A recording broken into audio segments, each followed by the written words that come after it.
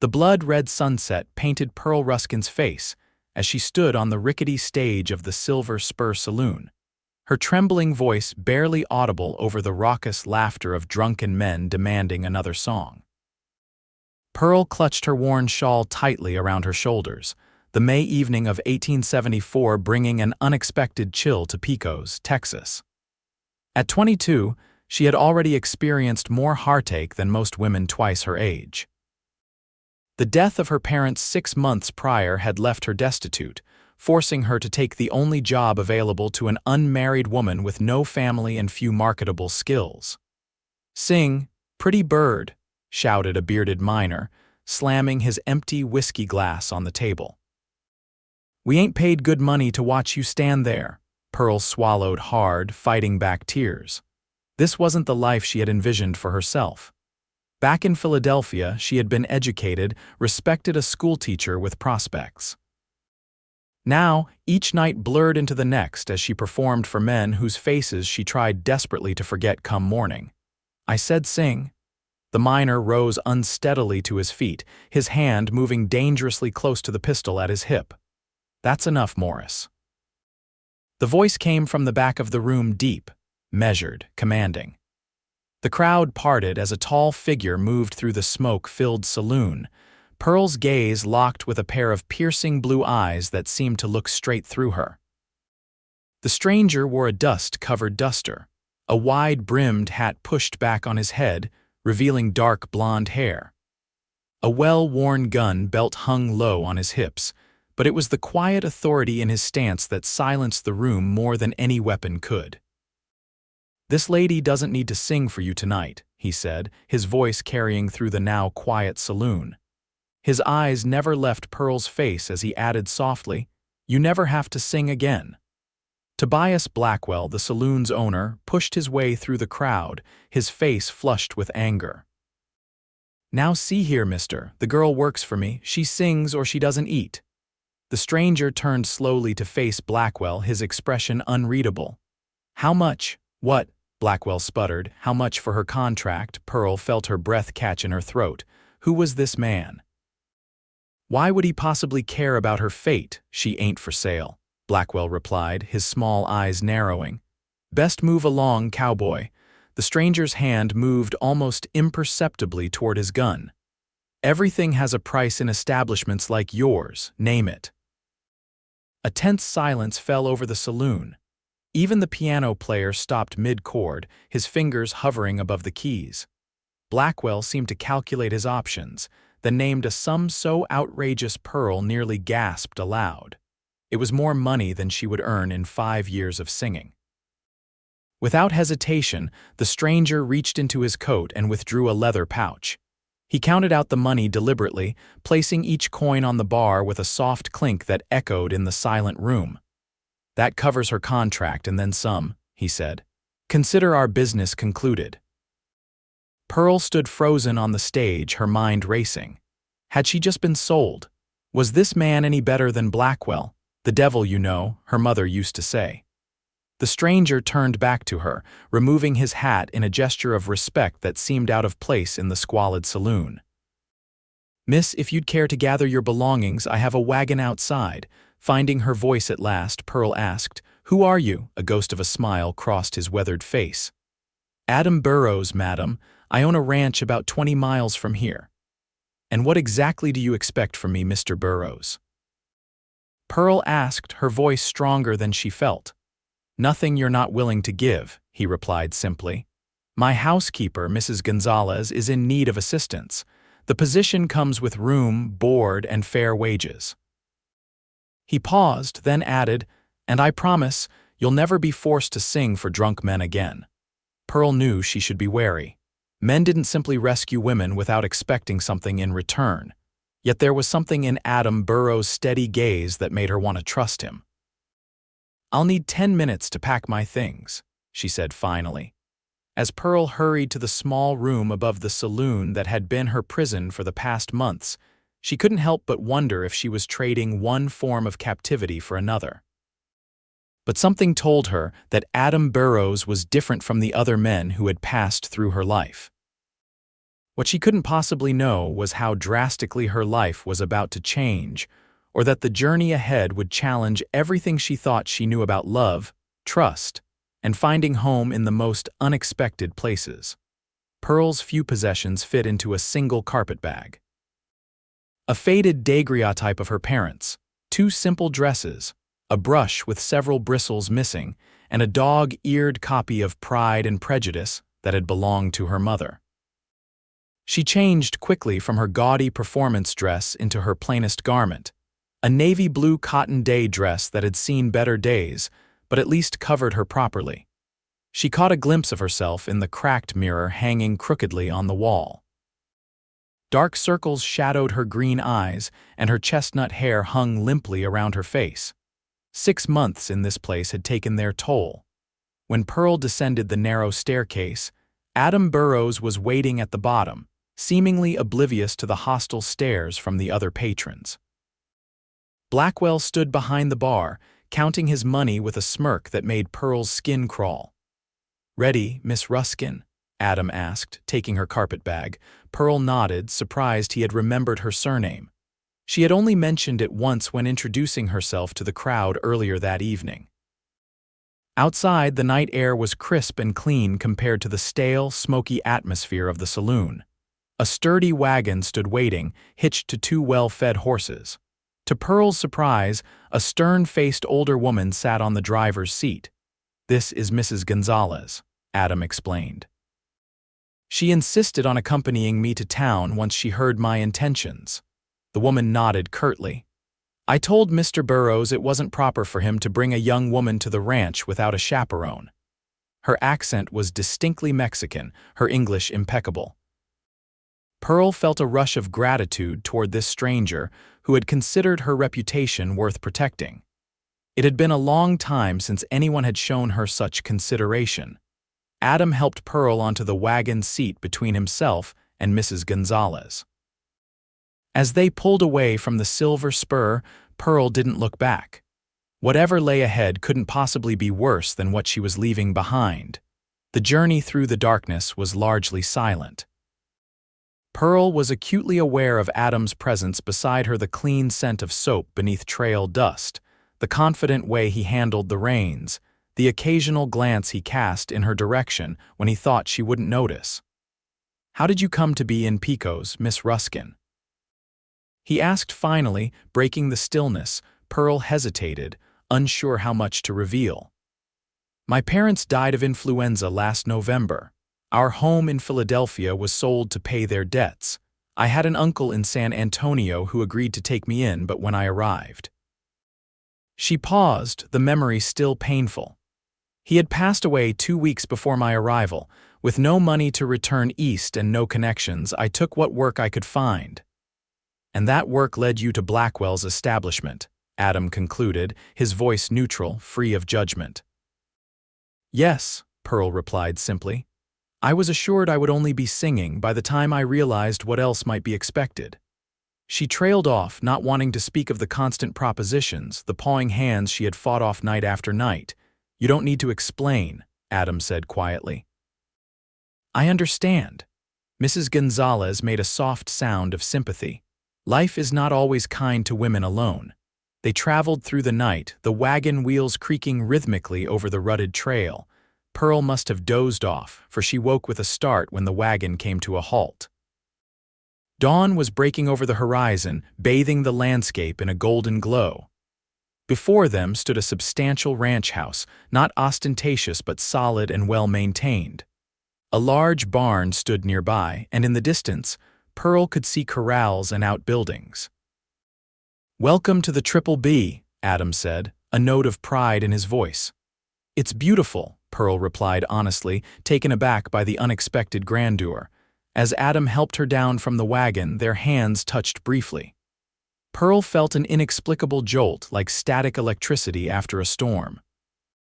Adam seemed to feel it too, for he held her gaze a moment longer than necessary before stepping back. Mrs. Gonzalez led Pearl into the house, showing her to a small but comfortable bedroom with a window overlooking a garden. "Rest now," the older woman said kindly. We will speak of duties later when you have recovered from your journey. Left alone, Pearl sat on the edge of the bed, running her hand over the clean, crisp quilt. For the first time in months, she felt something like hope stirring in her chest. She moved to the window and watched as Adam unhitched the horses, his movements efficient and practiced. What kind of man spent a small fortune to rescue a saloon singer, and what would he expect in return? Pearl's skeptical nature, honed by months of survival in a harsh world, warned her to remain cautious.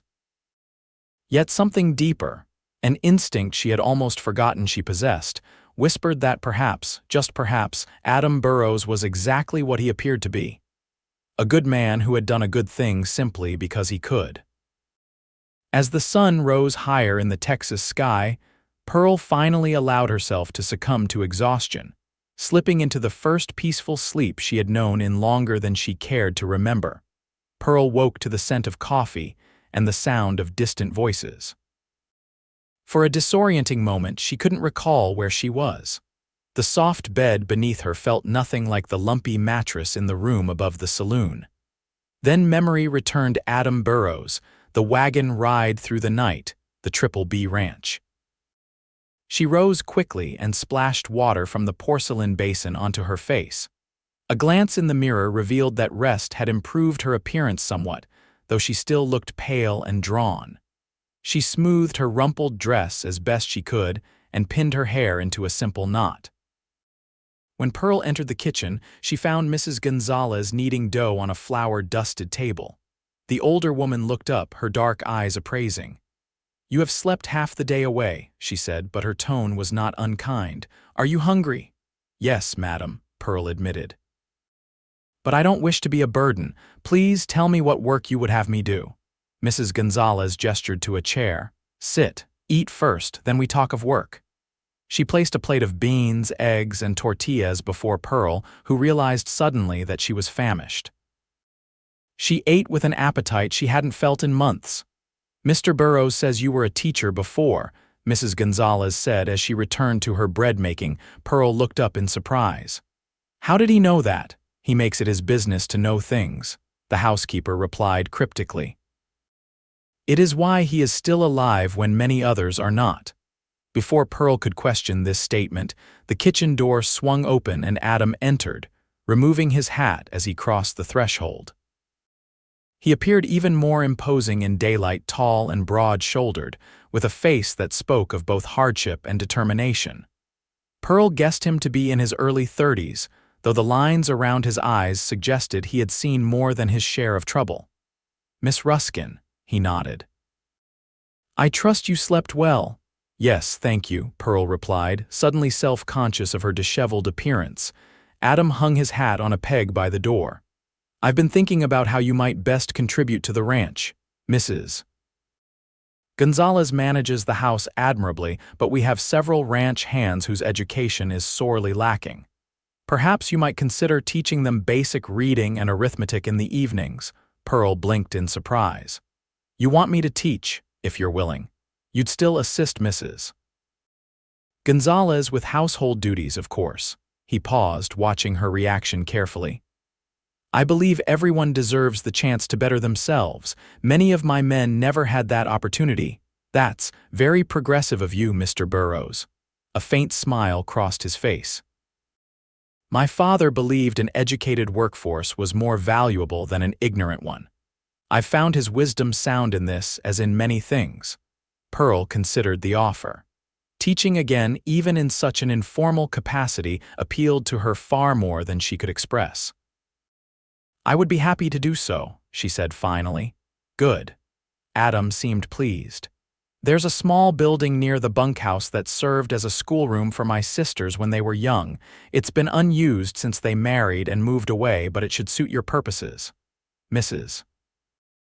Gonzalez placed a cup of coffee before him. "Now leave the girl be. She needs to learn her duties here before you fill her head with grand ideas." Adam raised his hands in mock surrender. "Of course. I'll be in the north pasture if I'm needed."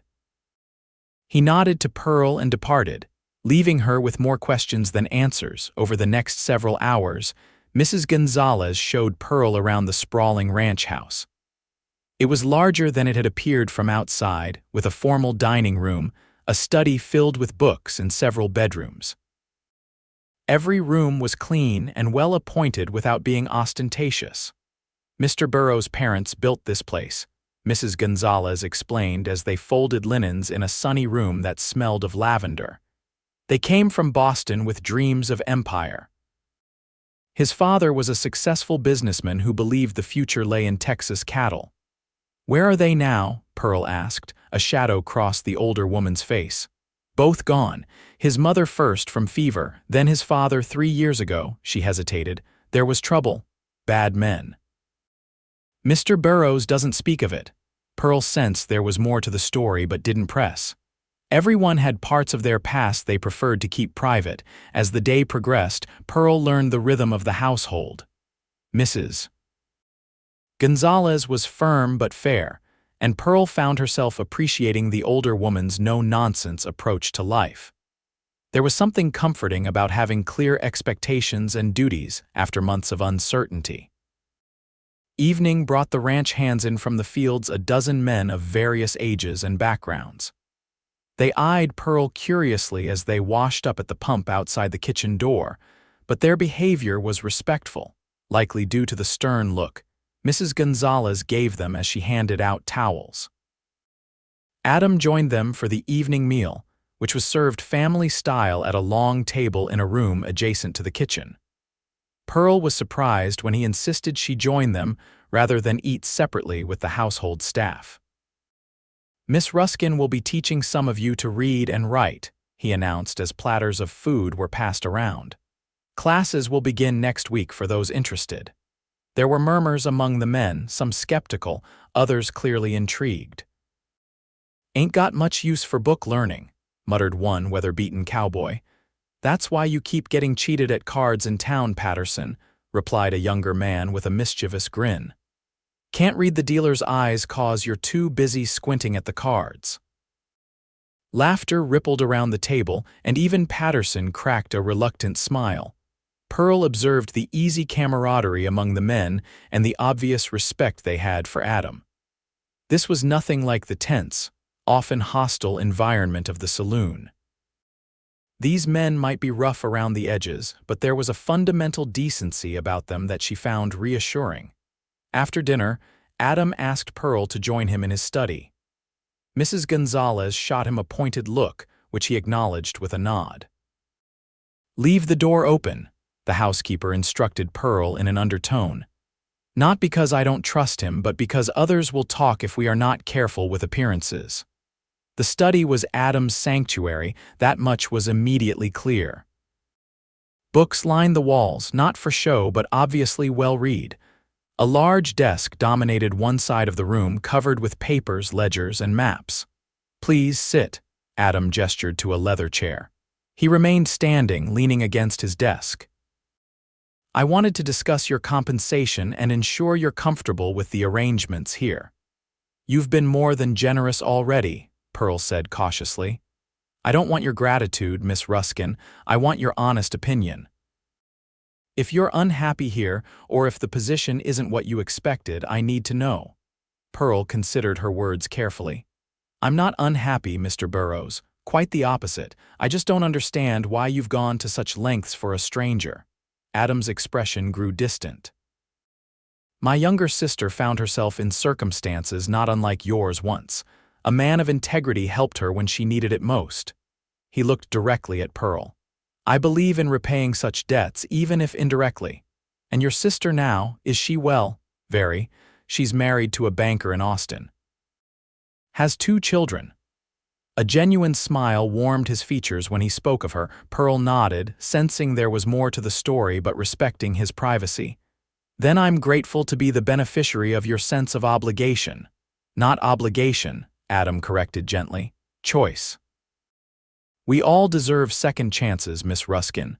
Their eyes met, and Pearl felt that same inexplicable connection she'd experienced when he helped her from the wagon. There was something compelling about Adam Burrows that went beyond his handsome features or his kindness.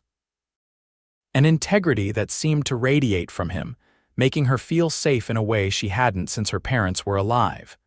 The moment stretched between them, charged with unspoken possibilities, until the sound of Mrs. Gonzalez clearing dishes in the dining room broke the spell. "I should help with the cleaning up," Pearl said, rising from her chair. "Of course." Adam straightened as well. "We'll speak more of your teaching duties tomorrow. Good night, Miss Ruskin." "Good night, Mr. Burrows," she replied, feeling his eyes follow her as she left the study. That night, as Pearl prepared for bed, she found herself reflecting on the strange turn her life had taken. 24 hours ago, she had been preparing to sing for drunken minors, wondering how much longer she could endure before something broke inside her. Now she was in a comfortable room in a prosperous ranch, being treated with respect and dignity. Part of her still worried that it was too good to be true, that there must be some catch, some expectation she hadn't yet discovered. But for the first time in months, hope outweighed fear as she drifted off to sleep. Spring blossomed into summer on the Triple B Ranch. Pearl settled into her new life with surprising ease, dividing her time between assisting Mrs.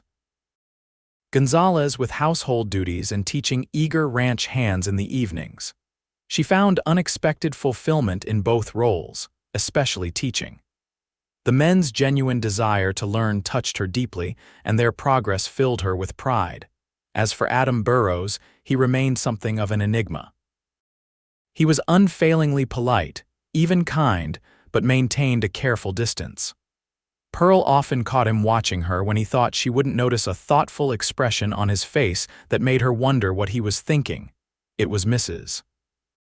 Gonzalez who slowly revealed more of Adam's story during their shared tasks. How his father had built the Triple B from nothing, only to see it nearly destroyed by rival ranchers who coveted his water rights. How Adam had taken over after his father's death, rebuilding what had been lost and earning a reputation as a fair but formidable man who couldn't be intimidated. The men who killed his father still walk free, Mrs. Gonzalez confided one afternoon as they preserved peaches in the steamy kitchen. "It eats at him, though he tries to hide it." "Surely the law," Pearl began. Mrs. Gonzalez scoffed. "The law in these parts depends on who has the most money or the most guns. The Sutherland family owns half the county and the sheriff besides." "That's terrible," Pearl said, genuinely outraged. She had come to respect Adam greatly over the past weeks, recognizing in him a principled man trying to do right in a world that often rewarded the opposite. "It is the way of things," Mrs. Gonzalez replied with the fatalism of one who had seen too much injustice to be surprised by it. "But Mr. Burrows, he builds something different here. A place where people are judged by their character, not their past or the color of their skin." Pearl had indeed noticed the diverse makeup of the ranch's workforce. Mexican vaqueros worked alongside former Confederate soldiers and at least one black cowboy, all seeming to get along well enough under Adam's leadership. One evening in late June, Pearl was returning from the makeshift schoolhouse when she encountered Adam sitting alone on the porch, staring out at the setting sun. He rose when he saw her approach. "Miss Ruskin," he greeted her. "How was class this evening?" "Productive," she replied with a smile. "Miguel can now write his name and read simple sentences, and even Patterson is making progress with his arithmetic." "You've worked wonders," Adam said, genuine admiration in his voice. "Would you care to sit for a moment? It's a beautiful evening." Pearl hesitated briefly, then nodded, settling onto the porch swing beside him. They sat in companionable silence for a few minutes, watching as the sky transformed into a canvas of oranges and purples. "I received a letter from my sister today," Adam said finally. "She's invited me to visit next month for my nephew's birthday. I'd like you to accompany me if you're willing." Pearl turned to him in surprise. "Me?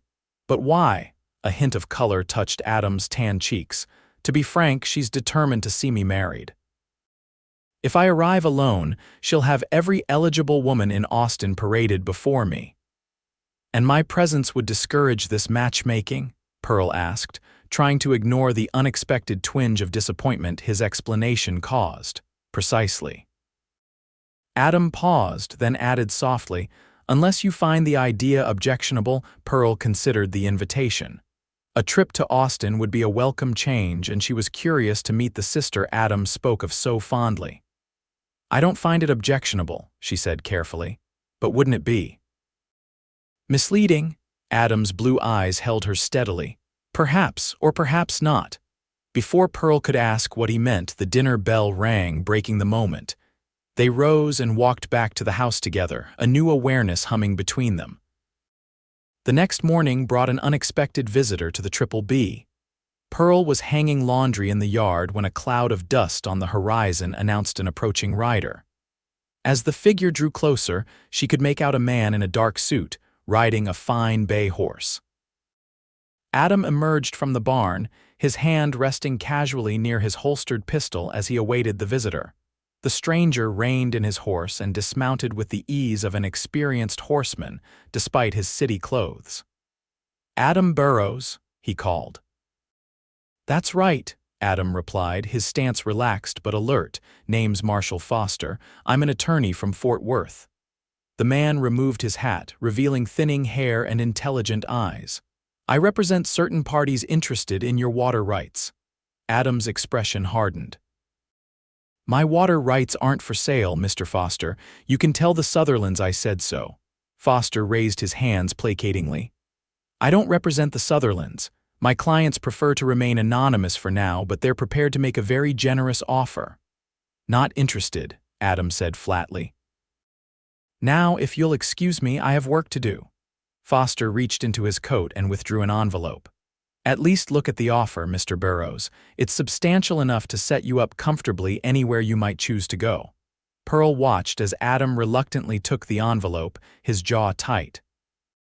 "I'll read it, but don't expect my answer to change. That's all I ask."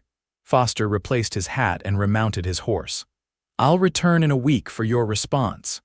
His gaze shifted to Pearl, a look of assessment crossing his face before he nodded politely and rode away. Adam stood watching until the rider disappeared over the horizon, then turned toward the house, his expression troubled. He noticed Pearl and attempted a reassuring smile that didn't reach his eyes. "Nothing to worry about," he said. "Just business." But that evening, Adam was noticeably distracted during dinner, and afterward, Pearl saw lights in his study window long after the rest of the household had retired. The next morning, Mrs. Gonzalez sent Pearl to bring Adam fresh coffee in his study. She found him at his desk, surrounded by papers, looking as though he hadn't slept. "Mr. Burrows?" she called softly from the doorway. "Mrs. Gonzalez thought you might need this." Adam looked up, momentarily disoriented before his face cleared. "Miss Ruskin, thank you." He gestured for her to enter. As Pearl placed the coffee on his desk, she couldn't help noticing the papers spread before him, maps of the region, legal documents, and what appeared to be the deed to the ranch. "Is everything all right?" she asked, concern overriding propriety. Adam ran a hand through his hair, leaving it charmingly disheveled. "The offer is legitimate, more money than I could make from this land in 20 years. You're considering it?" Pearl couldn't mask her surprise. "I'd be a fool not to." Adam took a sip of coffee, grimacing at its strength. "This place was my father's dream, not mine. I stayed to honor his memory and because I didn't know what else to do." He looked up at Pearl, vulnerability evident in his eyes. "But lately I've been wondering if there might be more to life than holding onto the past." Pearl wasn't sure how to respond. The thought of Adam leaving the Triple B, leaving her, created an unexpected hollow feeling in her chest. Over the past weeks, she had come to care for him more than she cared to admit. "What would you do?" she asked finally. "If you sold the ranch?" Adam's gaze was contemplative. "Travel, perhaps. See something of the world beyond Texas, or maybe start fresh somewhere civilization has made more inroads. And the people here, your workers, Mrs. Gonzalez, me," she wanted to add but didn't dare. "I'd ensure everyone was provided for," he said firmly. "No one would be left adrift." Pearl nodded, turning to leave, but Adam's voice stopped her. "What would you do, Miss Ruskin? If you could do anything, go anywhere?" The question caught her off guard. She hadn't allowed herself to dream beyond survival for so long. "I'm not sure," she admitted. "Perhaps return to teaching properly or open a small shop of some kind." "In Philadelphia?" Adam pressed. "No," she said, surprising herself with the certainty in her voice. "I have no desire to go back east. Despite everything, I've grown to love the openness here, the sense of possibility." A slow smile spread across Adam's face. "Then we have that much in common, at least." Their eyes held for a long moment, and Pearl felt that familiar flutter in her chest, a dangerous feeling she had been trying to suppress. Adam Burrows was her employer, her rescuer, perhaps even her friend. But he could never be more, no matter how her heart might wish otherwise. "I should return to my duties," she said softly, breaking the spell. Adam nodded, his expression unreadable once more. "Of course. Thank you for the coffee, Miss Ruskin." As Pearl closed the study door behind her, she couldn't shake the feeling that something fundamental had shifted between them, and that the arrival of the mysterious attorney had set in motion changes that would affect all their lives in ways they couldn't yet imagine. The week following Foster's visit passed in a haze of tension. Adam spent long hours in his study or riding the boundaries of his property, his mood contemplative. Pearl tried to maintain her usual routine, but found herself distracted by thoughts of what might happen if Adam decided to sell the ranch. Where would she go? What would she do? The prospect of returning to a life like the one she'd led at the Silver Spur was unthinkable. On the afternoon Foster was expected to return, a violent summer storm rolled in from the west. Thunder rumbled ominously as Pearl helped Mrs. Gonzalez secure the windows against the coming deluge. "He will not sell," Mrs. Gonzalez said suddenly as they worked. Pearl looked up in surprise. "How can you be so certain?" The older woman's dark eyes were knowing. "Because his heart is here, not just in the land but in the people." She gave Pearl a pointed look. "Some people especially." Before Pearl could respond to this startling statement, a commotion outside drew their attention. Through the rain-streaked window, Pearl could see riders approaching not just Foster, but 4 other men as well. "That is not right," Mrs. Gonzalez muttered, her expression darkening. "Those men, I recognize 2 of them. They work for Sutherland." Adam emerged from the barn, rifle in hand though not raised. He stood on the porch, waiting as the riders dismounted and approached. Pearl could see Foster speaking animatedly, gesturing toward the other men, but the rain muffled their words. "I should see if Mr. Burrows needs anything," Pearl said, moving toward the door. Mrs. Gonzalez caught her arm. "Be careful, chica. Men like Sutherland do not accept rejection gracefully." Pearl nodded and slipped outside, staying under the eaves to avoid the worst of the rain. She reached the side of the house in time to hear Foster's frustrated voice. "This wasn't my idea, Burrows. My clients grew impatient and enlisted additional persuasion." A tall man in an expensive duster stepped forward. "Richard Sutherland," he introduced himself with a cold smile. "I believe you know my family name." "All too well," Adam replied, his voice dangerously calm. "Your father sent men to burn my north pasture 3 years ago. They shot my father when he tried to stop them." Sutherland shrugged. "Unfortunate business. Water rights disputes often turn ugly." He nodded toward Foster. "This time I'm trying the civilized approach first. The offer is fair. The Triple B isn't for sale. Not to you, not to anyone." "Everyone has a price, Burrows," Sutherland said. "Maybe yours isn't money, maybe it's something else." His gaze shifted, landing on Pearl where she stood partially concealed by the corner of the house. "Or someone else."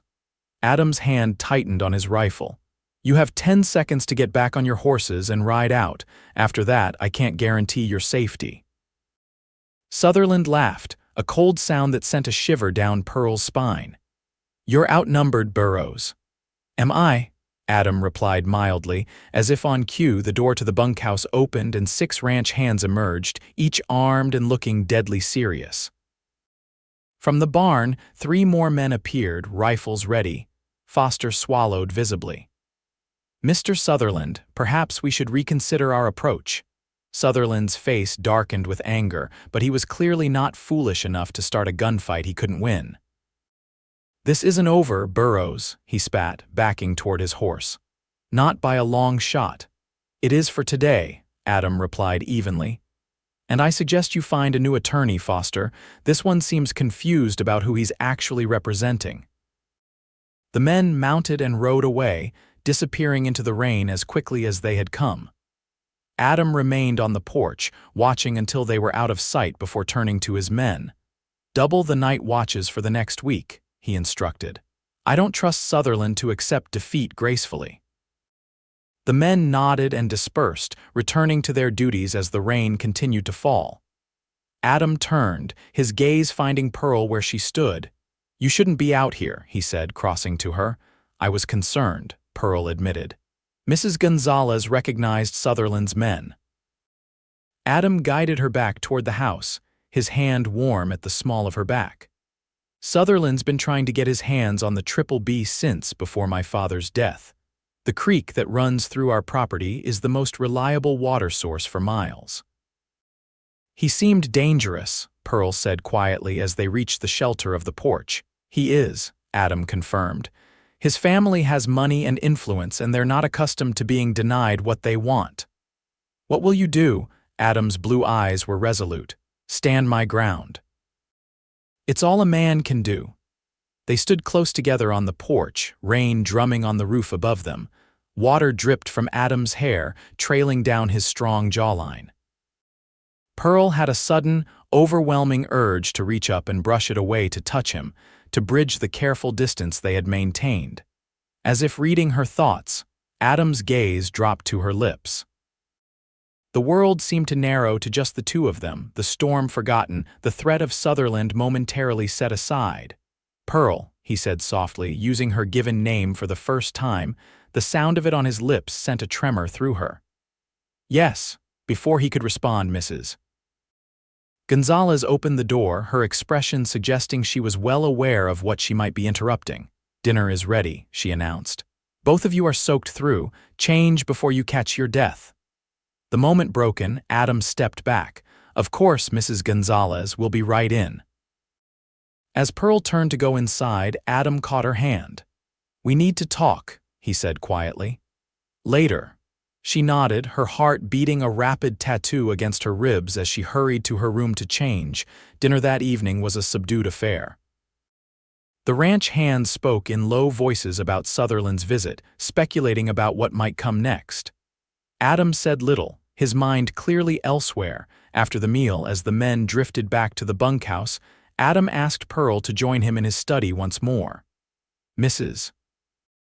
Gonzalez raised an eyebrow but made no comment as Pearl followed him down the hallway.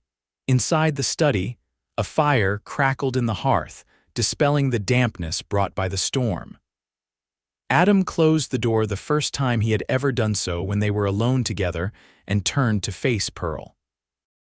"I'm not selling the ranch," he said without preamble. "I'm glad," Pearl replied honestly. "This place is special. What you've built here, it matters." Adam moved closer, his expression intense. "That's not the only reason I'm staying." Pearl's breath caught in her throat. "It isn't?" "No." He took another step toward her, close enough now that she could feel the warmth radiating from him. "I realized something today when Sutherland threatened you. The thought of any harm coming to you was unbearable." "Adam," Pearl whispered, his name feeling both foreign and right on her lips. "I know it's too soon," he said quickly. "You've only been here a few months. You're still finding your footing, but I need you to know that my feelings for you have grown beyond mere friendship or employer-employee relations." Pearl felt dizzy with the suddenness of his declaration, though if she were honest with herself, she had sensed the shift in their relationship for weeks. "I don't expect anything from you," Adam continued when she remained silent. "I just wanted you to understand why I could never leave the Triple B now, not when you're here." Finding her voice at last, Pearl said, "I don't want you to stay because of me. That's too great a responsibility to bear." Adam smiled gently. "I'm staying because this is my home. Because my father built something worth preserving here. Because Sutherland and men like him shouldn't win." He reached out slowly, giving her time to pull away and tucked a strand of hair behind her ear. But knowing you're here makes all those reasons matter more. Pearl leaned into his touch, unable to deny herself this moment of connection.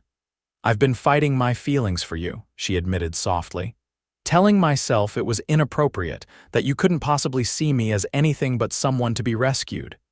Is that what you think? Adam's voice was tender.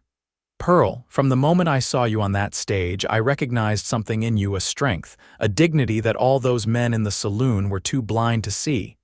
His hand cupped her cheek. I didn't rescue you, I simply offered you the chance to rescue yourself. Tears pricked at Pearl's eyes. No one had ever understood her so completely, seen past her circumstances to the person she truly was. May I kiss you? Adam asked, his voice rough with emotion. In answer, Pearl raised herself on tiptoe and pressed her lips to his. The kiss was gentle at first, tentative, but quickly deepened as years of loneliness and longing gave way to newfound connection. His arms encircled her waist, drawing her closer, and she wound her arms around his neck, losing herself in the moment. When they finally broke apart, both breathing heavily, Adam rested his forehead against hers. I've wanted to do that since the day you arrived, he confessed. Pearl smiled, feeling lighter than she had in years. Mrs. Gonzalez will be scandalized, Adam chuckled. Mrs. Gonzalez has been dropping hints about us for weeks. I think she's been plotting this all along. A knock at the door startled them apart. Adam cleared his throat before calling, "Come in." One of the ranch hands, a young man named Timothy, poked his head in, looking apologetic. Sorry to interrupt, boss, but riders coming in from the east. Looks like Sheriff Davis. Adam's expression grew serious. I'll be right there. As Timothy withdrew, Adam turned back to Pearl. We'll continue this conversation later, she nodded, smoothing her hair self-consciously. Be careful. If Sutherland has the sheriff in his pocket, I will. Adam brushed a quick kiss across her lips before striding from the room. Pearl followed more slowly, her mind whirling with the events of the day. From Sutherland's threats to Adam's declaration to the life-altering kiss they had shared, it was almost too much to process. As she reached the porch, she saw Sheriff Davis dismounting, his expression grave. Two deputies flanked him, their hands hovering near their weapons. Adam Burrows, the sheriff called. I'm here to investigate reports of threats made against Richard Sutherland earlier today. Adam stood tall, unintimidated. Interesting version of events, Sheriff. Considering Sutherland was the one who rode onto my property with armed men and made threats against me and my people, Davis frowned. That's not how Mr. Sutherland tells it. I'm shocked, Adam replied dryly.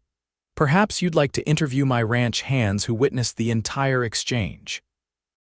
The sheriff glanced at the growing number of men gathering around the porch, all watching him with barely concealed hostility. That won't be necessary. Just a warning, Burrows. Keep to your side of the creek and there won't be any trouble. I always have, Adam said evenly. It's Sutherland who seems confused about boundary lines. The sheriff nodded curtly and remounted his horse. See that it stays that way, he said before turning and riding off, his deputies close behind. As the lawman disappeared down the road, one of the older ranch hands spat in the dirt. Sutherland's lackey through and through. Adam nodded grimly.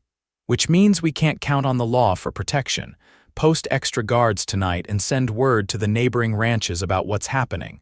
Sutherland's made enemies of more than just us over the years.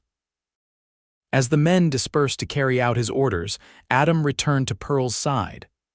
I'm sorry you have to witness all this, he said quietly. Don't apologize, she replied, placing her hand on his arm. This is your home and you're defending it. There's nothing to be sorry for. Adam covered her hand with his own. Our home, he corrected softly. If you want it to be. The simple statement, more question than declaration, hung in the air between them, full of promise and possibility. Pearl knew that by staying, by choosing Adam and the Triple B, she was also choosing to stand against Sutherland and whatever threat he posed. But looking into Adam's eyes, feeling the strength and certainty of his presence beside her, She couldn't imagine being anywhere else. "Our home," she agreed, and was rewarded with a smile that warmed her to her core. That night, as Pearl prepared for bed, she heard soft singing drifting from the kitchen. Following the sound, she found Mrs. Gonzalez working on mending by lamplight, humming a Spanish lullaby. "You should be sleeping," the older woman said without looking up. "Tomorrow will be a long day." "I couldn't settle," Pearl admitted, taking a seat across from her. "Too much has happened." Mrs. Gonzalez set aside her sewing, fixing Pearl with her perceptive gaze. "Mr. Burrows has spoken his heart to you." It wasn't a question, but Pearl nodded anyway. "Yes, and you return his feelings?" "I do," Pearl said softly. "Though it seems impossible that someone like him could care for someone like me," Mrs. Gonzalez scoffed. "What nonsense is this? Someone like you, a strong woman who has survived hardship with her dignity intact, who teaches grown men to read without making them feel ashamed of their ignorance, who brings light into a house that has known too much darkness." She shook her head firmly. "The question is not why he would care for you, but why you would settle for him." Pearl couldn't help but laugh at the housekeeper's fierce defense. "When you put it that way." "I put it as it is." Mrs. Gonzalez patted Pearl's hand. "I have watched him since he was a boy. He is a good man, stubborn as a mule sometimes, but good. His heart is true." Her expression grew serious. "But the road ahead will not be easy. Sutherland is dangerous, and he does not forget slights." "I'm not afraid," Pearl said, surprised to find it was true.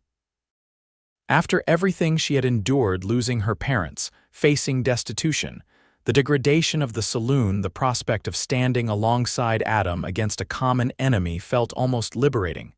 Mrs. Gonzalez studied her for a long moment, then nodded approvingly. "Good. Fear is useful only when it keeps us alive, not when it keeps us from living." She rose and gathered her mending. "Now to bed with you. Tomorrow we will see what comes." What came the next day was rain, a steady, soaking downpour that turned the ranch yard to mud and kept all but the most essential activities indoors.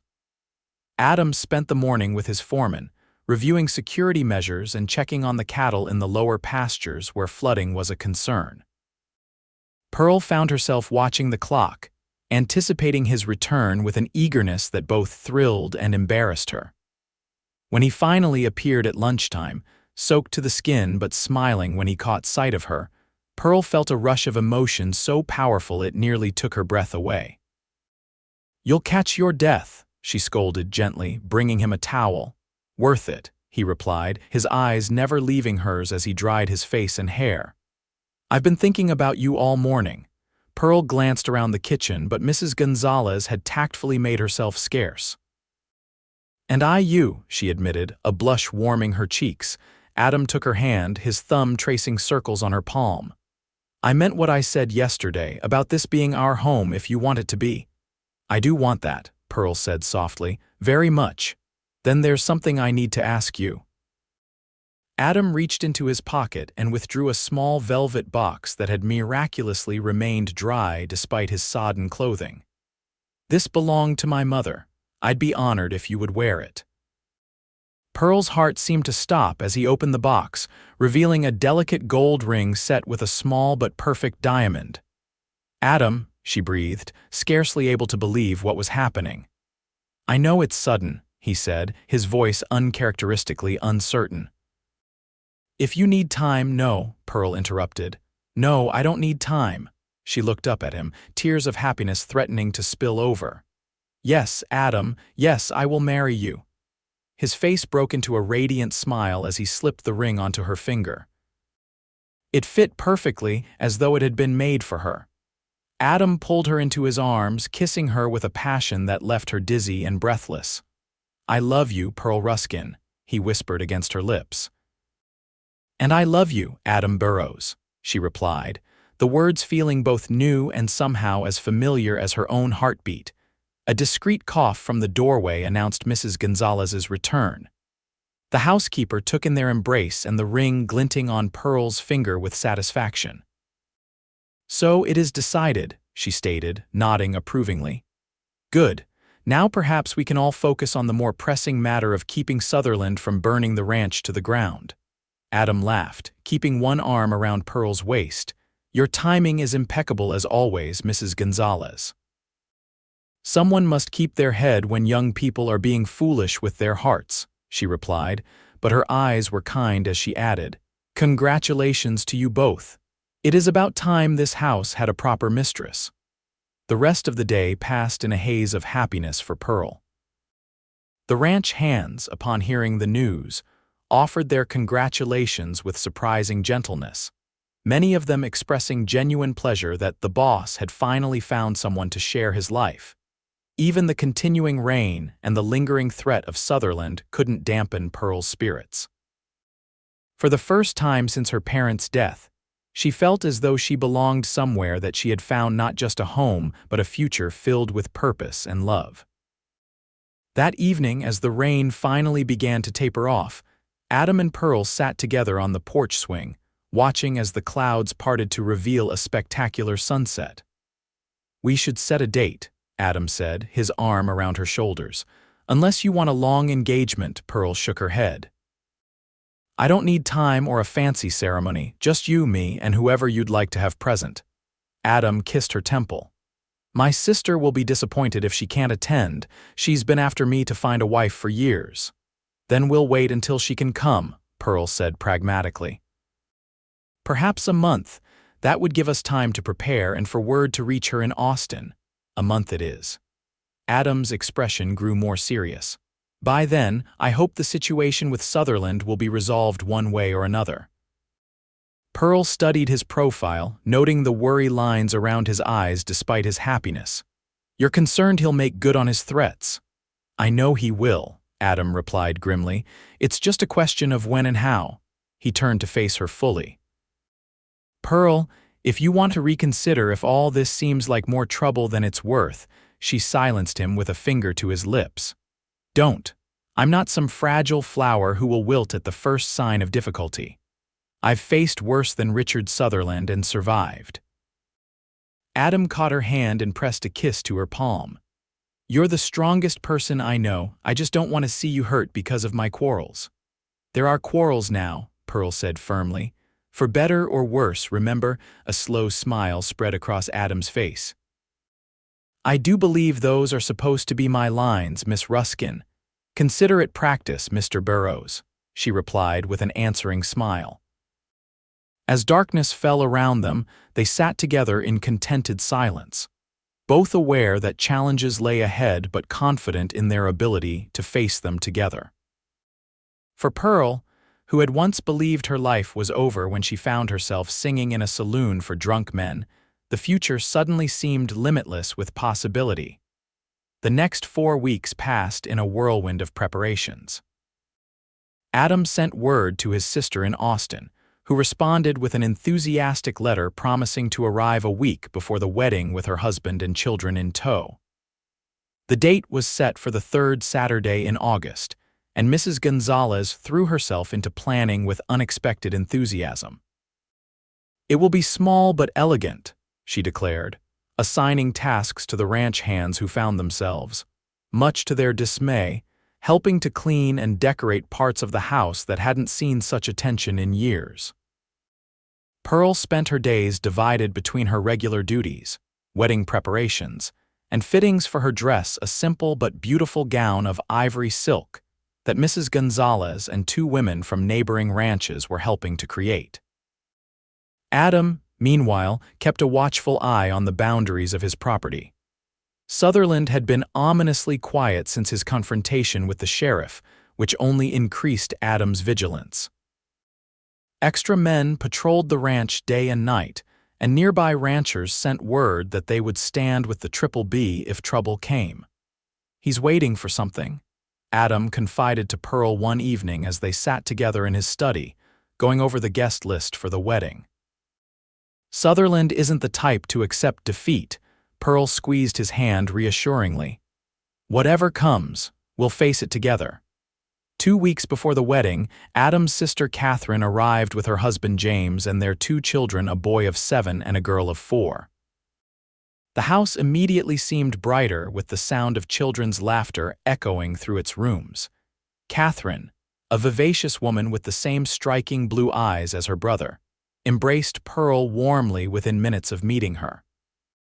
"I knew Adam would find someone special," she declared, linking her arm through Pearl's as they walked through the garden. "Though I must admit, I had nearly given up hope. He's always been so stubborn about doing everything on his own." "He's told me a little about your history," Pearl said carefully. "About what happened after your parents died." Catherine's expression sobered. "Yes, those were difficult times. After Father was killed, Sutherland nearly succeeded in driving us off the land, if not for Adam's determination." She shook her head. "But that's all in the past now. You're the future, and I couldn't be happier for you both." Pearl found herself warming to Catherine's open, friendly nature. After so long without family, the prospect of having a sister by marriage was deeply appealing. The week leading up to the wedding passed in a blur of final preparations. Guests began arriving from neighboring ranches, some traveling for days to attend the celebration.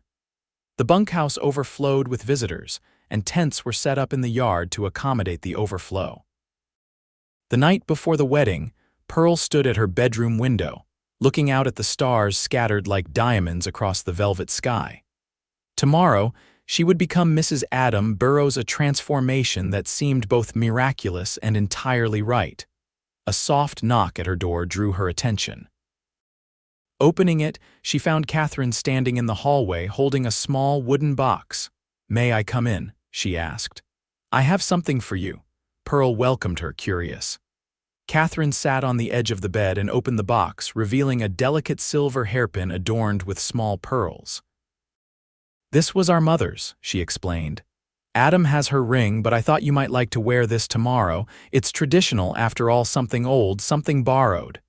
Tears pricked at Pearl's eyes as she accepted the beautiful hairpin. "Thank you," she whispered. "This means so much to me." Catherine smiled warmly. "You make my brother happier than I've seen him in years. That means everything to me." She hesitated, then added, "I know about your past, Pearl. Adam wrote to me when he first brought you here." Pearl stiffened slightly. "I see." "No, I don't think you do," Catherine said gently. "What I see is a woman of extraordinary strength and dignity, a woman who survived circumstances that would have broken many others." She took Pearl's hand in hers. "The Burrows family has always valued courage above all else." "You belong with us, Pearl Ruskin. Never doubt that." Pearl couldn't speak past the lump in her throat. Instead, she embraced Catherine, feeling for the first time in too long that she had found not just a husband but a family. The wedding day dawned clear and perfect, with a gentle breeze tempering the August heat. Pearl was awakened by Mrs. Gonzalez and Catherine, who bustled her through breakfast and then spent the next several hours helping her prepare. "It is bad luck for the groom to see the bride before the ceremony," Mrs. Gonzalez declared, shooing Adam away when he attempted to deliver a message to Pearl's room. By mid-afternoon, everything was ready. The ceremony would take place in the garden, where arches had been constructed and decorated with wildflowers and ribbon. Chairs had been arranged in neat rows, and a local minister waited beneath the central arch. As Catherine made final adjustments to Pearl's hair, tucking the silver hairpin carefully among her chestnut curls, a commotion from outside drew their attention. "What on earth?" Catherine moved to the window, then gasped. "Pearl, I think you should see this." Pearl joined her at the window, her heart sinking as she saw riders approaching at least 15 men with Richard Sutherland at their head. "Get Adam," Pearl said quietly. "Quickly." Catherine hurried from the room while Pearl watched the approaching threat with a calm that surprised even herself. After everything she had endured to reach this day, she would not allow Sutherland to ruin it. By the time she made her way downstairs, Adam was already on the porch, flanked by his ranch hands and several neighboring ranchers. All were armed, creating a formidable wall between Sutherland's men and the house. Pearl stepped out to join them, still in her wedding dress, her head held high. A murmur went through both groups of men as she took her place beside Adam. "This is not the time or place for this, Sutherland," Adam said, his voice carrying across the yard. "There are women and children present." Sutherland's cold gaze swept over the assembled wedding guests, lingering on Pearl. How touching! The rancher and the saloon singer. A flash of anger crossed Adam's face, but Pearl placed a restraining hand on his arm. "Mr. Sutherland," she called, her voice clear and steady. "Whatever quarrel you have with Adam has nothing to do with our wedding day. I would ask you, as a gentleman, to respect that."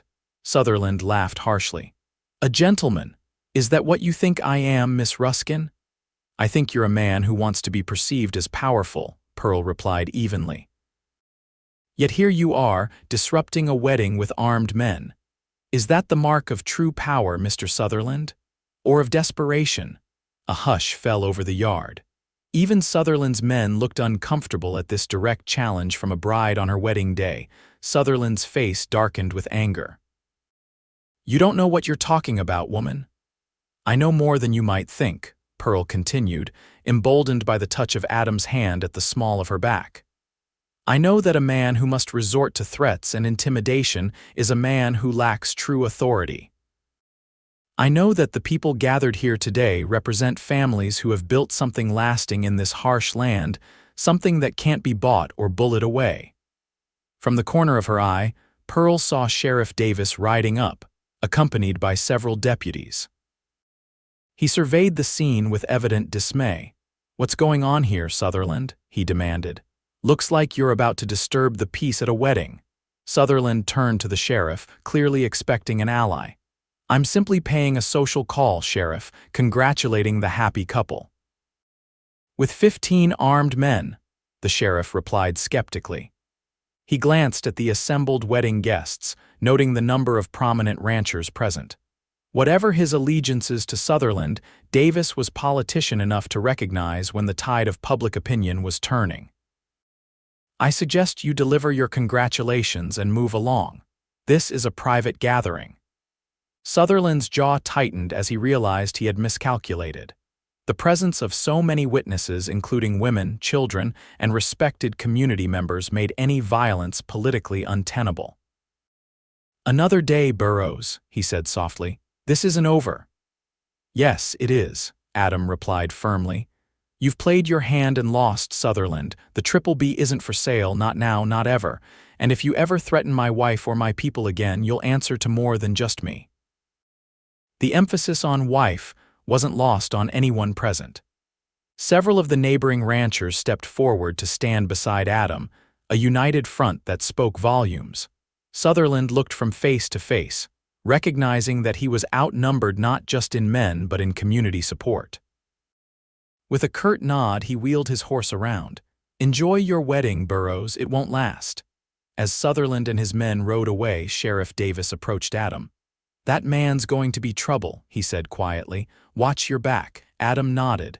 "I appreciate the warning, Sheriff." "And your timely arrival." Davis glanced at Pearl in her wedding finery. "Couldn't let them ruin a lady's special day, could I?" He tipped his hat. "Congratulations, Mrs. Burrows, or soon-to-be." As the sheriff rode off, the tension in the yard gradually dissipated. Guests returned to their seats, murmuring among themselves about the confrontation they had just witnessed. Adam turned to Pearl, concern etched on his features. "I'm so sorry about this. If you want to postpone," Pearl shook her head firmly.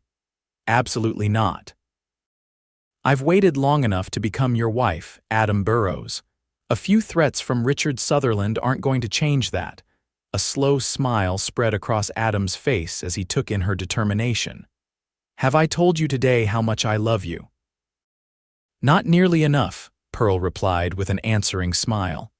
"Now, I believe we have a wedding to attend." The ceremony that followed was everything Pearl could have wished for. Standing beneath the flower-adorned arch, with Catherine as her attendant and James standing up for Adam, she felt a profound sense of rightness as she spoke her vows. "I, Pearl Ruskin, take thee, Adam Burrows, to be my lawfully wedded husband. To have and to hold, from this day forward, for better or worse, for richer or poorer, in sickness and in health, to love and to cherish, till death do us part." Adam's voice was steady and sure as he repeated the same vows, his eyes never leaving hers. When the minister pronounced them husband and wife, and Adam kissed her with a tenderness that belied the passion she knew he felt, Pearl was certain that no bride had ever been happier. The celebration that followed lasted well into the night. Tables laden with food and drink were set up in the yard, and lanterns were strung between trees, casting a warm, golden glow over the festivities.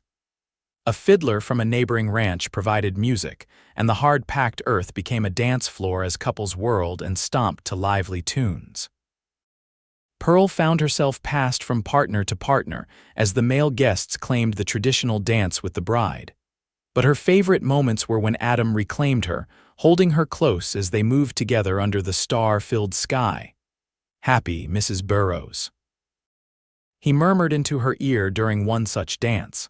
"Completely," she replied, resting her head against his chest. "Though I must admit, I'll be happier still when we can slip away from all these well-wishers." Adam's low chuckle sent a shiver of anticipation down her spine. "Soon," he promised. "Very soon." As the night deepened and the celebration showed no signs of abating, Adam finally took Pearl's hand and led her quietly toward the house. They had nearly reached the porch when Mrs. Gonzalez intercepted them. "I have prepared the master suite," she informed them with dignified practicality. "Fresh linens, flowers, and privacy." She fixed Adam with a stern look. "The guests will be fine without you. Some will stay until morning, I expect." "Thank you, Mrs. Gonzalez," Pearl said warmly, "for everything." The housekeeper's expression softened as she embraced Pearl. "Be happy, chica," she whispered. "You both deserve it." As they climbed the stairs together, hand in hand, Pearl felt a curious mixture of nervousness and anticipation. Despite the circumstances of their meeting, her relationship with Adam had progressed with old-fashioned propriety. Their kisses had grown more passionate in recent weeks, but they had adhered to the boundaries of courtship. Now, as Adam opened the door to what would be their shared bedroom, those boundaries dissolved. The master suite was large and comfortable, dominated by a four-poster bed that had belonged to Adam's parents. Fresh flowers adorned the dresser, and lamplight cast a warm glow over the room. Adam closed the door behind them, then turned to Pearl with a look of such tenderness it made her heart ache. "I've dreamed of this moment," he said softly, crossing to her. "Of you here as my wife." Pearl reached up to touch his face, tracing the strong line of his jaw. "I never dared to dream of someone like you," she admitted. "Even before the saloon, when my life was more conventional, I never imagined finding a man who would see me so clearly, who would value me for who I am, not just what I could be to him." Adam turned his head to press a kiss into her palm. "How could I not see you, Pearl? From that first night, you've been the most real thing in my world." He kissed her then, deeply and thoroughly, his arms encircling her waist to draw her against him. Pearl responded with all the love and desire she had been holding in check, her hands sliding into his hair as she pressed herself closer. As their passion built, Adam's hands moved to the buttons of her gown, his fingers gentle but sure as he helped her out of the elaborate wedding dress.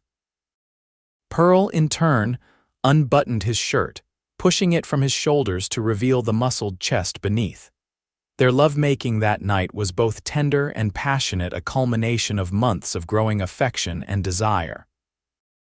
Adam was considerate of Pearl's inexperience, guiding her with whispered words of encouragement and praise until they both found release in each other's arms.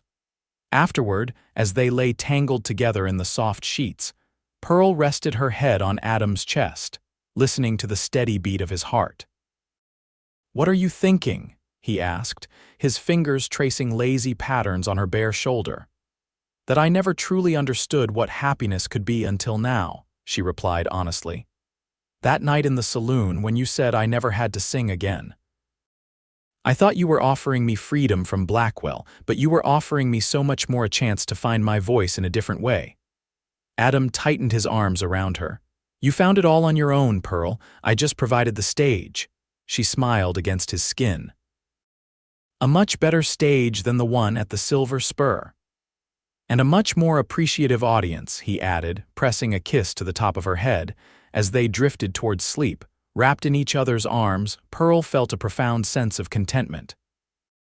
Whatever challenges lay ahead, whether from Sutherland or simply the everyday struggles of ranch life, they would face them together, stronger for the love they had found in the most unexpected of circumstances. The years that followed brought both joy and challenges to the Burrows family. True to his word, Richard Sutherland continued his campaign to acquire the Triple B, though his tactics grew more subtle after the public confrontation at the wedding. Legal challenges, attempts to divert water, and economic pressure all failed in the face of Adam and Pearl's united determination. 6 months after their wedding, Pearl discovered she was expecting their first child. The news brought a wave of excitement to the ranch, with Mrs. Gonzalez immediately beginning to knit tiny garments and the ranch hands awkwardly offering their congratulations to the beaming father-to-be. The pregnancy progressed smoothly, and on a crisp November day in 1875, Pearl gave birth to a healthy baby boy whom they named Michael Thomas Burrows, after both their fathers. Holding her son for the first time, Pearl marveled at the journey that had brought her to this moment of pure happiness. "He has your eyes," Adam said softly, sitting beside her on the bed and gazing in wonder at their child. "And your stubborn chin," Pearl replied with a tired smile. "Poor boy." Adam laughed, pressing a kiss to her forehead. "He's perfect, just like his mother." The arrival of Michael brought a new dimension to their life together. Pearl discovered depths of love she hadn't known existed as she watched her son grow and thrive. Adam proved to be a devoted father, often carrying the baby with him as he went about his ranch duties, much to the amusement of the hands. Life on the Triple B settled into a pleasant rhythm. Pearl continued teaching rating and arithmetic to the ranch hands, adding classes for the children of neighboring ranchers who couldn't afford formal schooling. Her informal school grew until Adam surprised her on their second anniversary by announcing plans to build a proper schoolhouse on their property. "The community needs it," he explained as he showed her the plans he had drawn up. "And you need a better space than that cramped old room." Pearl's eyes filled with tears at his thoughtfulness. "It's perfect, Adam. Thank you." The schoolhouse was completed just in time for the birth of their second child, a daughter they named Elizabeth Catherine, born in the summer of 1877. With 2 young children and her teaching duties, Pearl's days were full and purposeful, a far cry from the desperate existence she had known at the Silver Spur.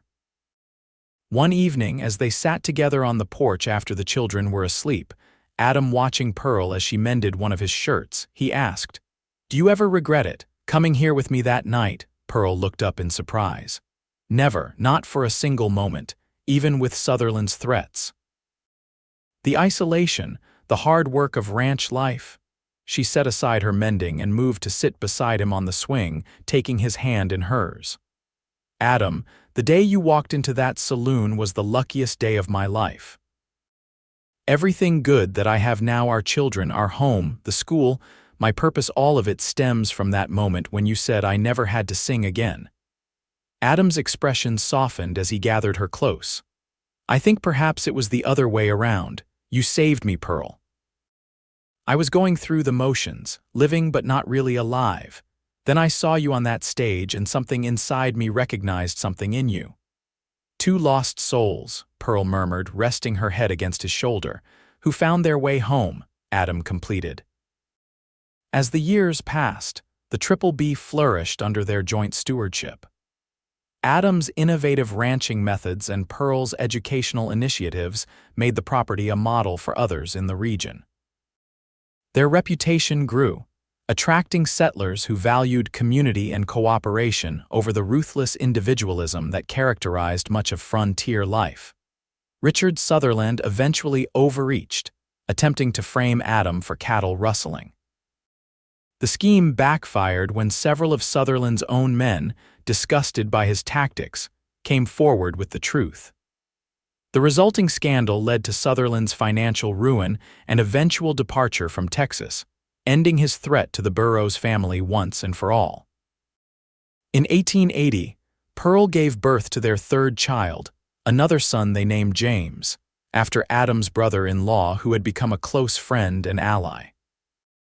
Their family was complete: 2 boys with Adam's blue eyes and 1 daughter with Pearl's emerald gaze, all 3 possessing a blend of their parents' strongest traits. The schoolhouse Pearl had started grew into a proper school with multiple teachers, serving children from across the county. Though she stepped back from daily teaching duties as her own children grew, Pearl remained deeply involved in educational matters, eventually helping to establish a small library that became a center for community gathering and learning. Adam, meanwhile, became a respected voice in regional affairs, advocating for cooperation among ranchers and small farmers, and working to ensure that the inevitable march of progress didn't destroy the best aspects of their way of life. Through it all, their love remained the bedrock of their existence, growing deeper and richer with each passing year. Each shared joy and sorrow, each quiet triumph and occasional defeat. On their 10th wedding anniversary, Adam surprised Pearl with a piano for the ranch house, a luxury she had mentioned wanting but never expected to receive. "Now you can sing when you want to, not when you're forced to," he said as she ran her fingers reverently over the keys. Pearl looked up at him, her eyes shining with love and gratitude. "I was never forced to sing again after that night," she said softly, "but I've been singing in my heart every day since."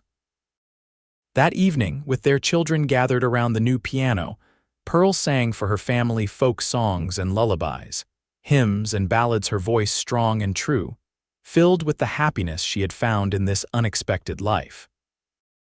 As Adam watched his wife, surrounded by their children in the home they had built together, he reflected on how a single moment of intervention, one impulsive decision to stand up for a stranger in a saloon, had changed the course of both their lives immeasurably for the better. And Pearl, catching his gaze across the room, knew without words what he was thinking. For in that moment at the Silver Spur Saloon, when a dust-covered cowboy had said, "You never have to sing again," she had found not just rescue but redemption, not just safety but love, not just a haven but a home.